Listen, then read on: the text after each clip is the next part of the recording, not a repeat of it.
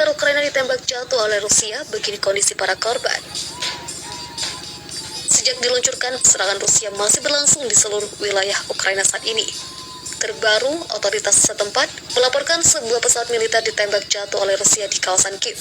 Hal tersebut dikonfirmasi oleh Kementerian Dalam Negeri Ukraina. Ditembak jatuhnya pesawat militer milik Ukraina tersebut oleh Rusia menewaskan 5 orang penumpang di dalamnya. Selain itu, melalui Kementerian Dalam Negeri, Ukraina juga mengkonfirmasi sejumlah kerusakan akibat serangan Rusia di perbatasan. Sementara itu, Ukraina juga mengonfirmasi sebelumnya sebanyak 40 orang tewas selama serangan yang dilakukan Rusia. Presiden Ukraina Volodymyr Zelensky sudah mengambil beberapa keputusan penting guna merespons serangan Rusia. Keputusan penting pertama yang diambil oleh Volodymyr Zelensky adalah membentuk kabinet militer dan menyatakan negara dalam keadaan darurat militer.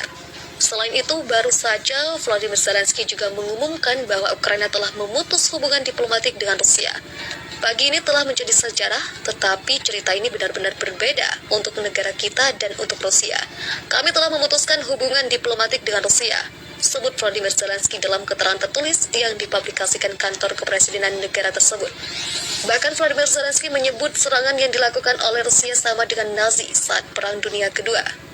Rusia keji dan bunuh diri menyerang negara kita di pagi hari, seperti yang dilakukan Nazi Jerman selama Perang Dunia Kedua, tegas Volodymyr Zelensky. Tentara penjaga perbatasan Ukraina dikabarkan membelot ke pihak Rusia. Mereka menolak untuk melanjutkan tugasnya begitu perang berkobar di sana. Dinas Keamanan Federal Rusia (FSB) menyebutkan sebanyak 26 tentara penjaga perbatasan Ukraina meninggalkan lokasinya dan kini tiba di wilayah Federasi Rusia, lansir kantor berita RIA Novosti. Penjaga perbatasan Ukraina yang meninggalkan pos layanan mereka tiba di wilayah Federasi Rusia, kata anggota FSB dalam pernyataannya. Mereka merupakan militer Ukraina yang sebelumnya menjaga pos pemeriksaan Troyebordnoye di wilayah Bryansk.